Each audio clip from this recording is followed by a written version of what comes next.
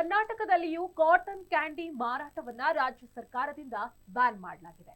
ಆದರೆ white candy ಮಾರಾಟಕ್ಕೆ ಅವಕಾಶವಿದೆ. ಇನ್ನು ಗೋಬಿ ಮಂಚೂರಿ ನಿಷೇಧ ಮಾಡದಿದ್ದು ಕೃತಕ ಬಣ್ಣ ಮಿಶ್ರಣ ನಿಷೇಧಿಸಲಾಗಿದೆ.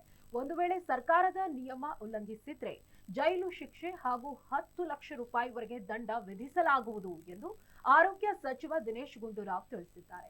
ಈ ಕುರಿತು ಮಾಧ್ಯಮಗಳೊಂದಿಗೆ ಮಾತನಾಡಿದ ಅವರು, ಕರ್ನಾಟಕ ಸರ್ಕಾರದಿಂದ ಕಾಟನ್ ಕ್ಯಾಂಡಿ ಮತ್ತು ಗೋಬಿ ಮಂಚೂರಿಯನ್ನ ಪರೀಕ್ಷೆಗೆ ಒಳಪಡಿಸಲಾಗಿದ್ದು ಆರೋಗ್ಯಕ್ಕೆ ಹಾನಿಕಾರಕ ಅಂಶಗಳು ಕಂಡುಬಂದಿದೆ.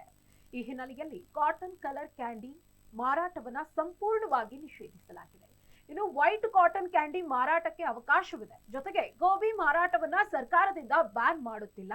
ಆದ್ರೆ ಗೋಬಿ ಮಂಚೂರಿಗೆ ಕೆಂಪು ಬಣ್ಣ ಬರಲು ಬೆರೆಸುವ ಕೃತಕ ಬಣ್ಣದ ಮಿಶ್ರಣವನ್ನ ನಿಷೇಧಿಸಲಾಗುತ್ತಿದೆ ಎಂದು ಮಾಹಿತಿ ನೀಡಿದ್ದಾರೆ.